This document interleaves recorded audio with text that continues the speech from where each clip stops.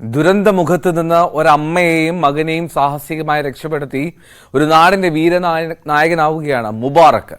ഭാരതപ്പുഴയുടെ ആഴങ്ങളിൽ മുങ്ങിത്താണ ഉമ്മയ്ക്കും മകനുമാണ് പാലക്കാട് കൂട്ടക്കടവ് സ്വദേശിയായിട്ടുള്ള പുളിക്കൽ മുബാറക്ക് രക്ഷകനായത്.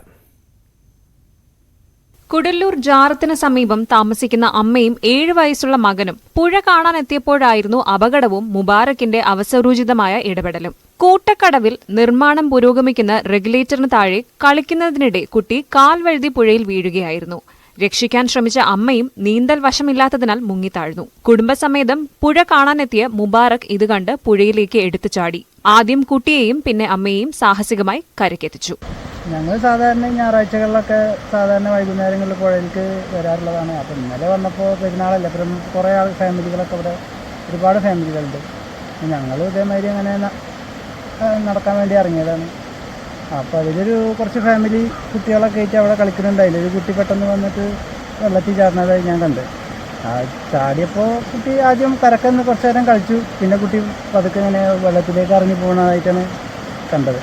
പിന്നെ കുട്ടി ഒഴുക്കിപ്പെട്ടു. അപ്പോൾ കുട്ടി ഒഴുകി പോകുമ്പോൾ ഉമ്മ കുത്തി ചാടി. ഉമ്മ ചാടിയപ്പോൾ ഉമ്മാക്കും നിലം കിട്ടുന്നില്ല. ഉമ്മ ഇവിടുന്ന് മുങ്ങിപ്പൊന്തുന്നതായി കണ്ടു. അപ്പോൾ ഞാൻ വേഗം പോയി അവരെ രണ്ടുപേരും രക്ഷിക്കുന്നുണ്ടായിരുന്നു.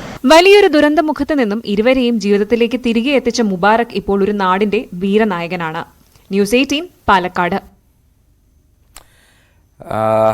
എന്തായാലും മുബാറക്കിന്റെ ധൈര്യം അത് ഒരു നാടിന് വലിയ ആത്മവിശ്വാസം നൽകുന്ന കാര്യമാണ്. എന്നാലും മുബാറക്കിന് എല്ലാവിധ ആശംസകളും.